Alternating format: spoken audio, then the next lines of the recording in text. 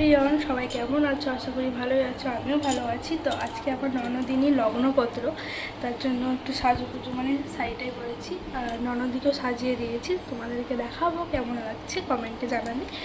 তো চলো ভিডিওটা দেখতে থাকো পুরো।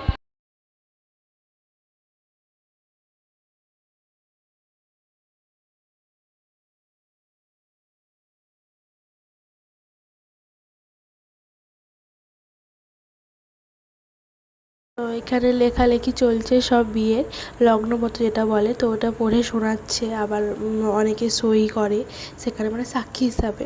তো যাই হোক, সব সই করছে। তো ওর বাবাও সই করেছিল, তো ওটা ভিডিও আর ক্যাপচার করা হয়নি। আর এখানে যার বিয়ে সে শঙ্খ বাজাচ্ছিল, তোমাদেরকে সেটাও দেখাবো।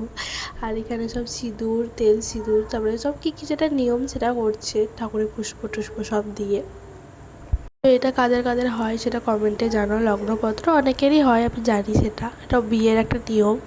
তো এখানে লগ্নপত্রটা কমপ্লিট হয়ে যাওয়ার পরেই সব খাওয়া দাওয়া করবে।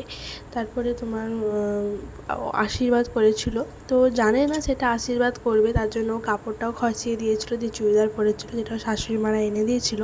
আমরা সব দাঁড়িয়ে আছি এখানে, সব দেখছি। তো চলো, আর বাবু আমার কোলে, ও নামতেই চায় না, আবার লোকজন দেখলে বেশি।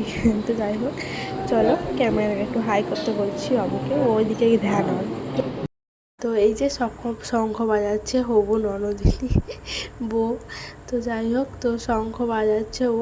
আর এদিকে এবার তারপরে আশীর্বাদের পর্ব স্টার্ট হলো। তো আমাকে বলছে, জানো বৌদি, আমি জানি না ওরা আশীর্বাদ করবে, তাহলে আমি শাড়ি খুলতাম না।